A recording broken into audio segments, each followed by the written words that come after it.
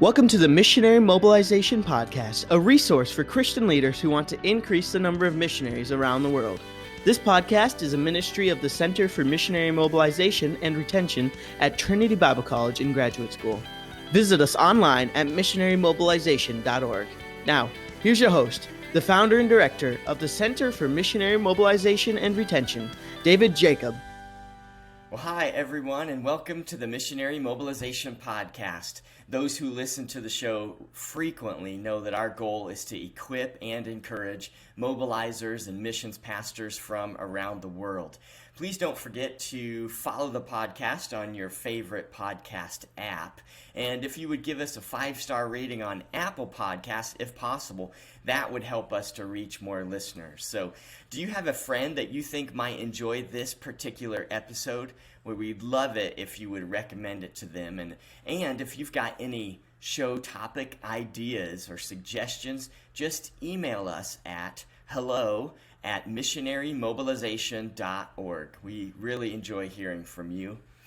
And we'd like to thank Assemblies of God World Missions who help sponsor our podcast. You can join AGWM's pipeline to receive personal, guided assistance through the process of applying for overseas service. The need is great. The opportunities are endless. Visit Assemblies of God World Missions today at agwm.org. Our topic today is Mobilizing the Hispanic Church, and our guest is Yesenia Mojarro. Yesenia was born and raised in Chicago. Her parents are from Mexico, and she's the oldest of 3 children. Her family comes from a Catholic background, but while Yesenia was attending a Chi Alpha group at the University of Illinois, she received a burden to serve in Northern Asia and committed to serve there for 1 year after graduating. She ended up serving in Northern Asia for 12 years and is now a grad student here in our Intercultural Studies program at Trinity Bible College and Graduate School. She's recently begun research on mobilizing the Hispanic Church. Yesenia, welcome to the show today. Thank you. Happy to be here. Well, let's talk first about how God called you into missions work. Okay, well, it started when I transferred to the University of Illinois as a junior. I spent my first 2 years studying in community college. And when I transferred to the University of Illinois, I became part of Chi Alpha, which is a campus ministry there for college students. And that fall semester while I was there, I met a fellow student there who had been to Northern Asia the year prior. And so he came back completely transformed.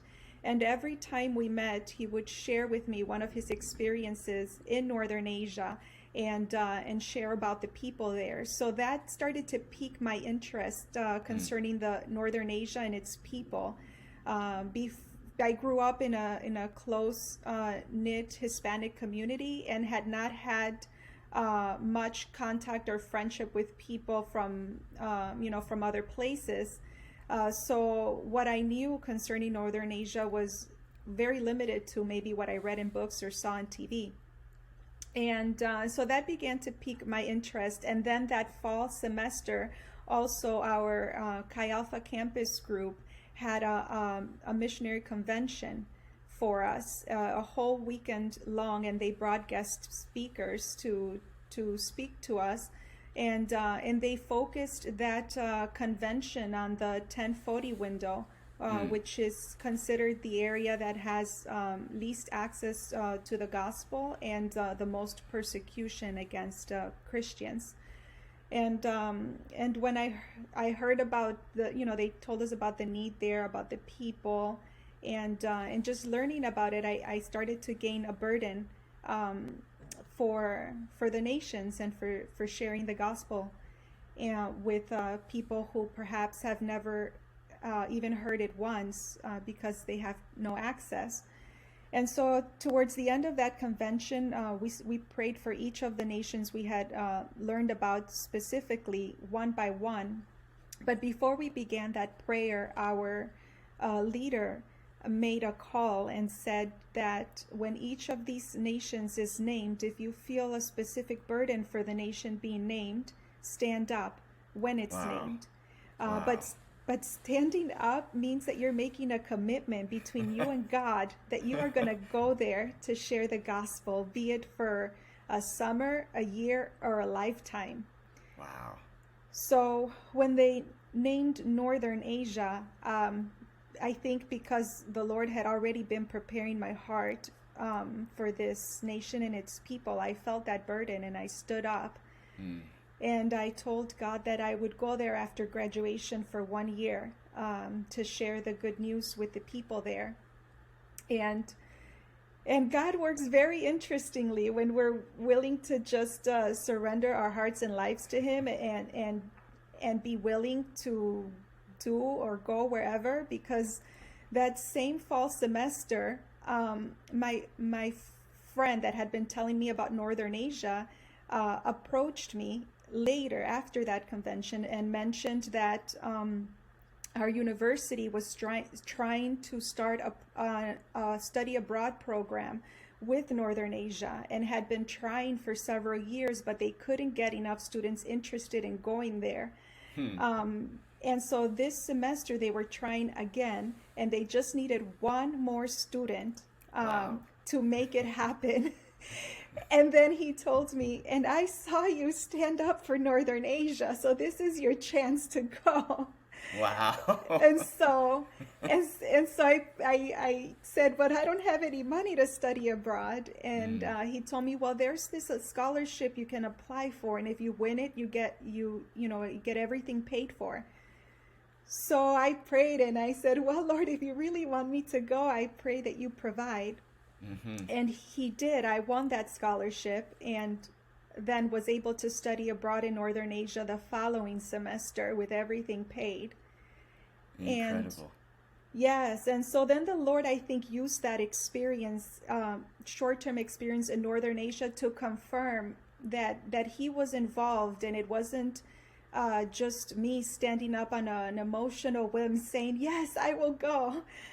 Because while I was there, he did pretty amazing things in just the relationships with the people, and even the opportunity to share the gospel that really solidified within me that, yes, this is from God. He's really involved, and He really does want me to come back. So after that semester, I was even more determined than before that I would come back after graduation. Amazing. And yes, and I couldn't come back right away. I studied journalism as my undergraduate degree, and one of the advisors told me that in this field, it didn't matter whether or not you had a degree. What mattered is whether or not you can do the job. So that if I wanted to be employable once I returned back from my time abroad, that I would need to have experience and being able to show that, yes, I can do this job.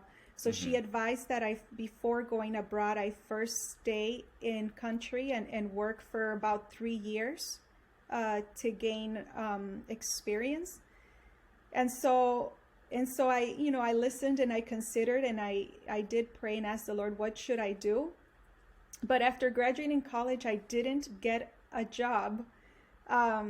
It's a very competitive and difficult field, and so I couldn't get any jobs, and even an internship was difficult. But finally, I got an internship from a small newspaper in Florida.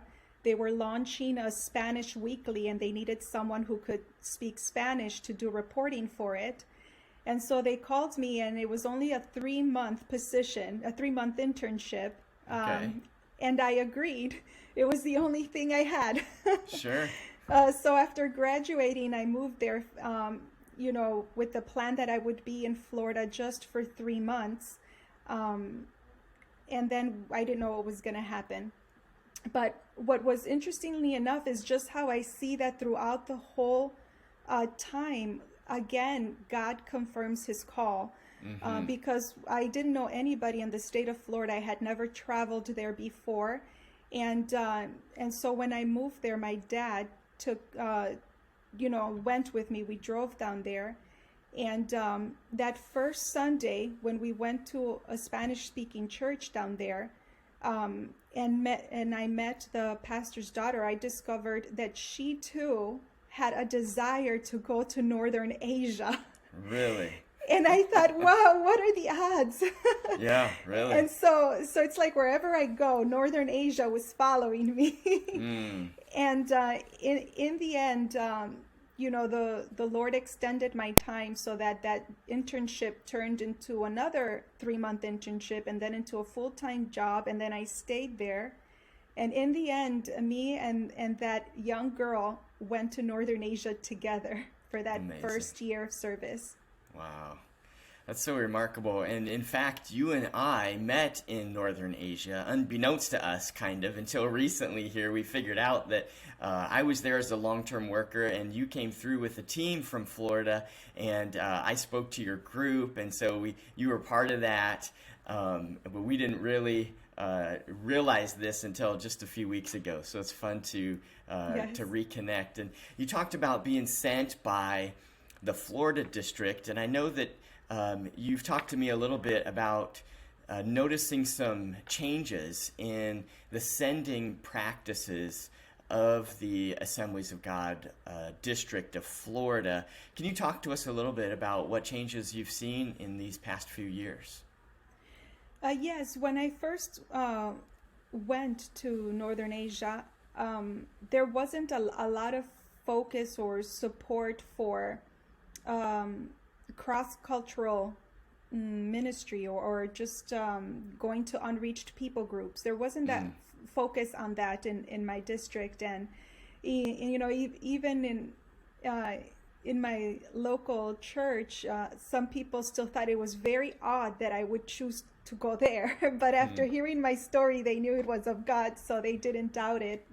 But throughout the years, as I, served in Northern Asia and came back, I saw that changes began to happen when there was a change in the leadership. We got a new missions director, and this missions director really had a heart for unreached people groups.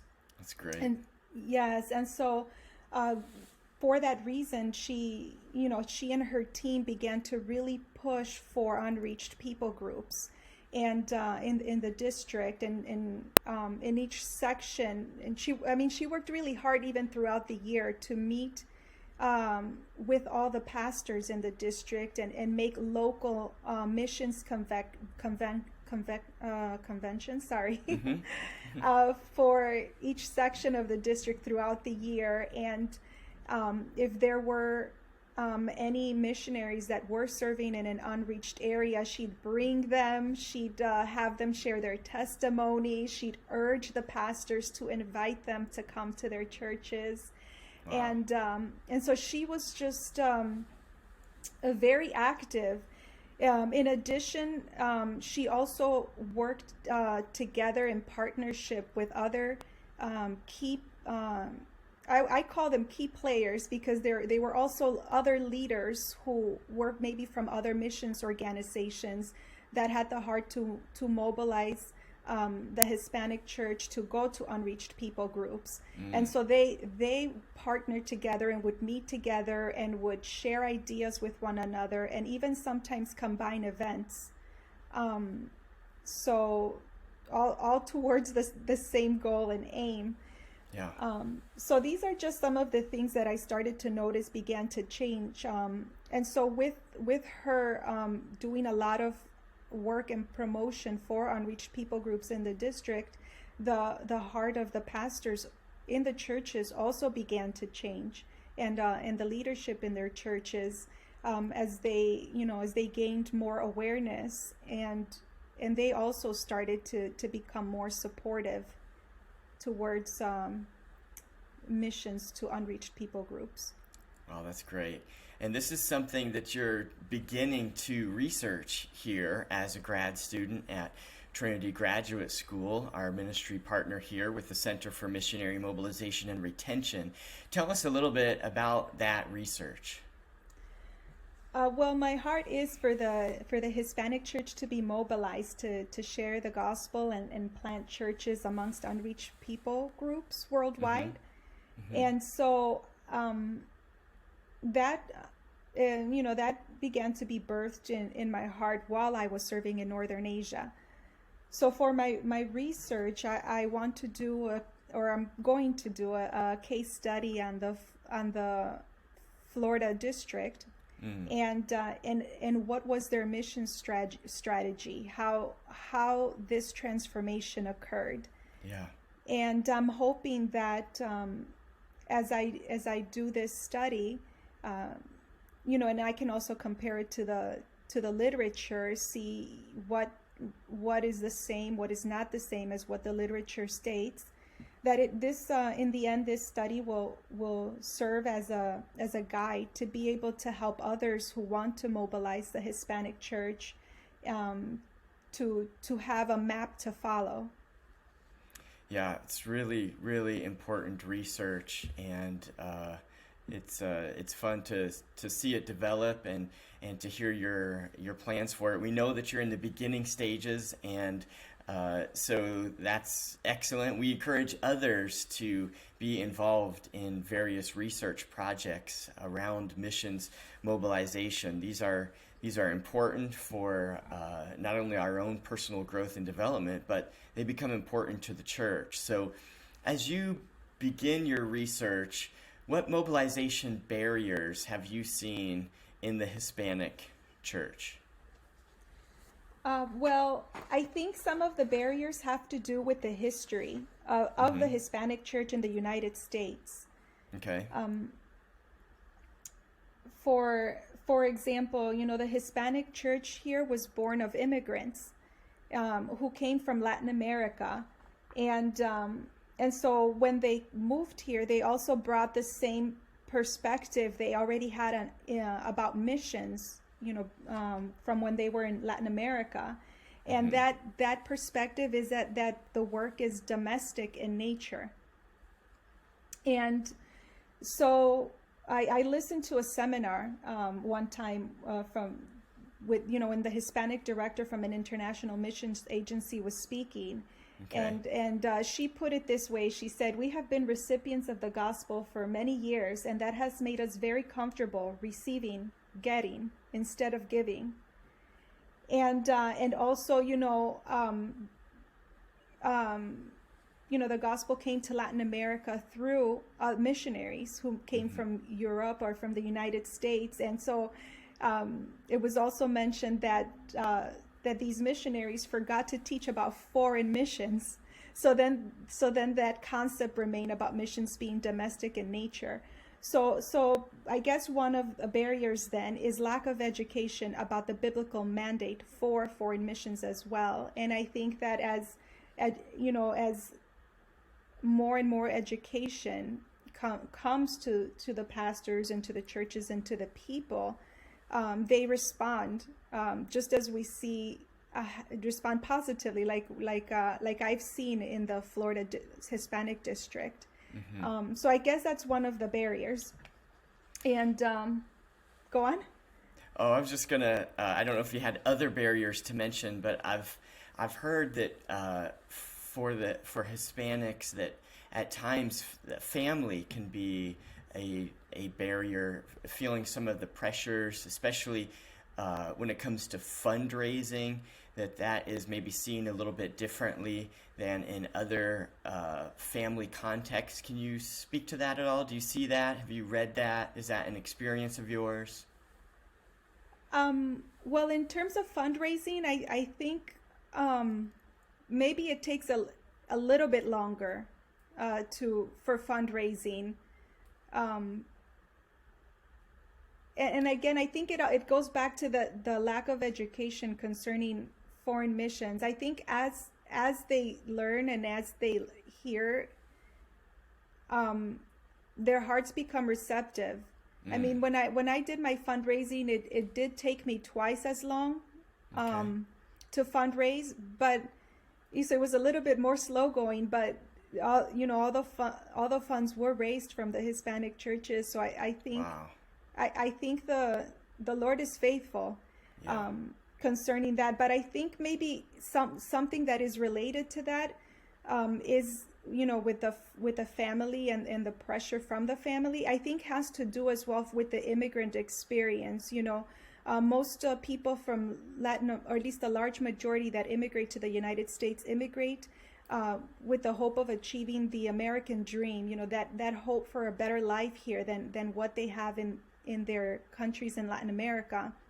And so that first generation comes, and then there's that pressure for the next generation to maybe achieve what the parents couldn't, coming in as immigrants and facing many obstacles and barriers, for their children to gain a better education, more financial stability. And so, when one chooses to become a missionary, that in one sense is lost. It's complete dependence and faith upon God to provide. So I think the pressure then is in that it comes from there, that it's breaking the expectation that the parents had for their child. That's really, really insightful, and I'm sure helpful to me, not only me, but our listeners as well. So have you discovered any best practices on mobilizing the Hispanic church that you could share with our audience today? Well, the first best practice is very simple, and that is prayer. So important. Yes, everything is birthed to prayer, and so that includes mobilization. Mm-hmm. I remember in my early years in Northern Asia, being the only Hispanic that I knew serving there.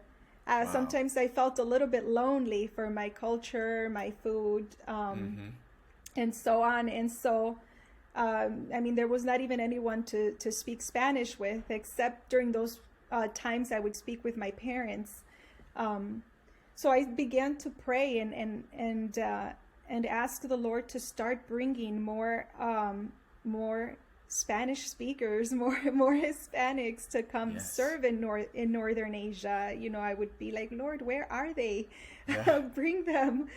And so in my latter years, I saw him how he answered that prayer. And indeed, I think in my latter years, I spoke more Spanish than I had spoken in a long, long time. Wow, great. Because more Spanish speakers did start to come and serve in Northern Asia. So I think prayer is definitely number one in best practice. And number two, I would say, is just maintaining a humble and teachable heart.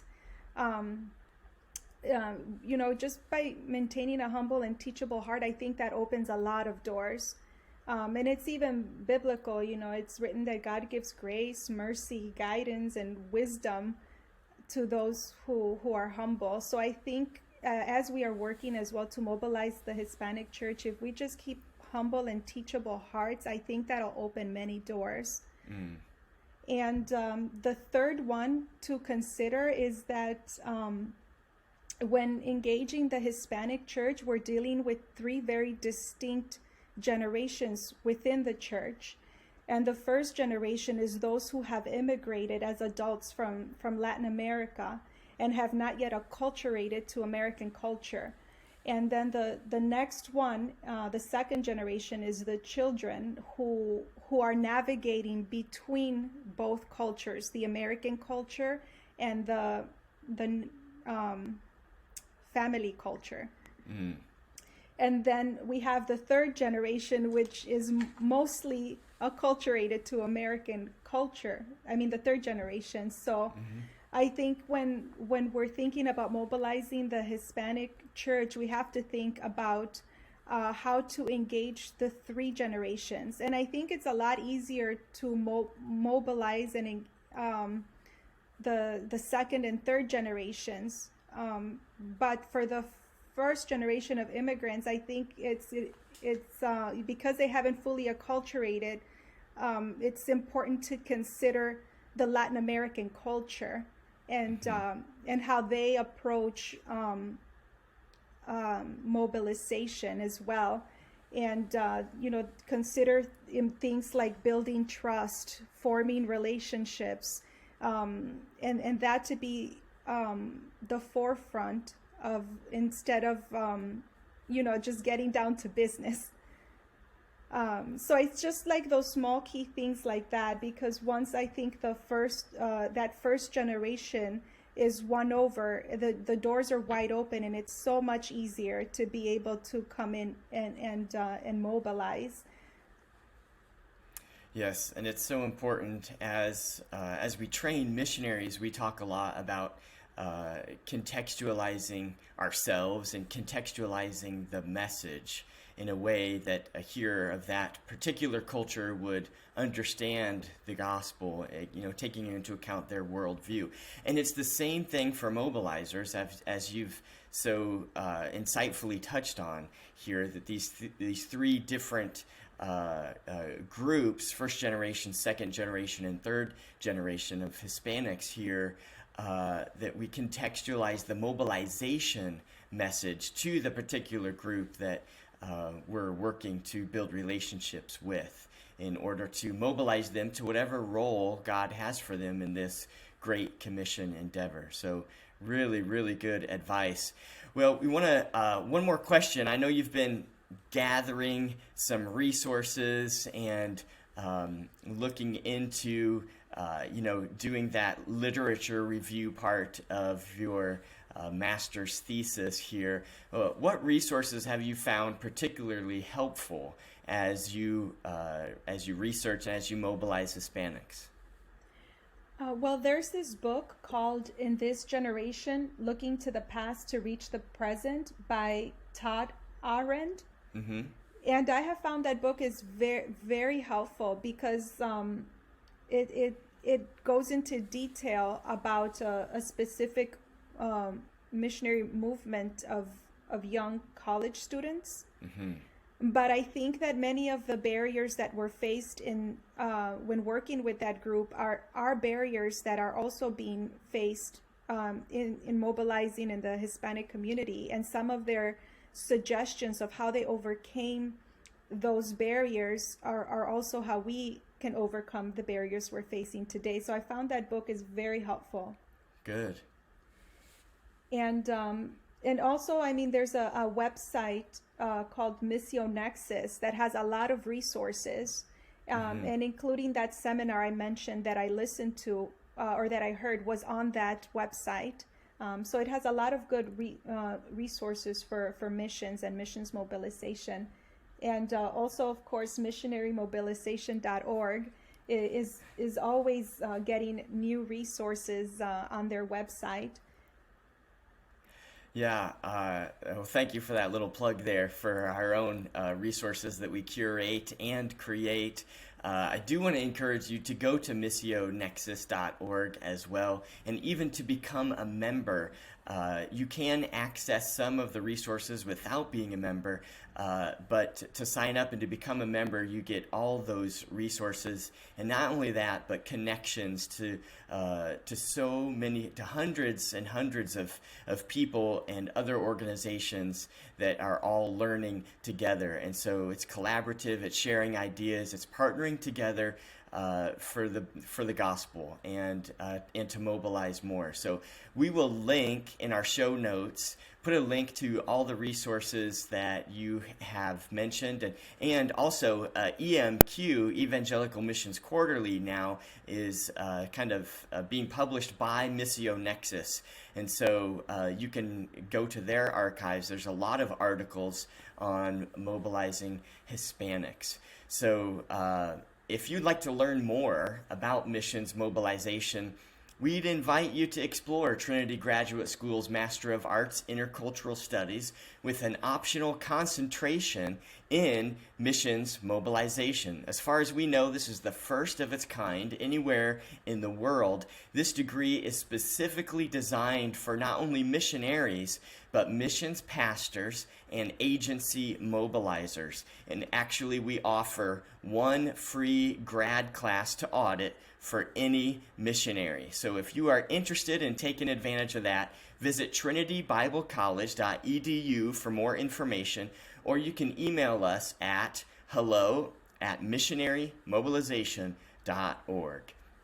Well, Yesenia, it was great having you on the show.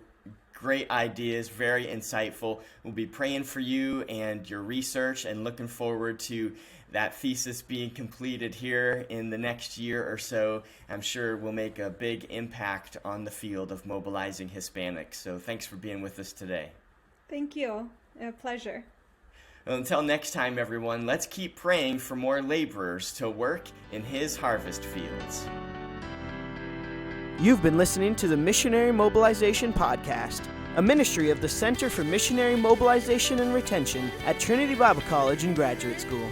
You can access free resources online at missionarymobilization.org. Also, follow us on Facebook and Instagram at Missionary Mobilization. Thanks for listening.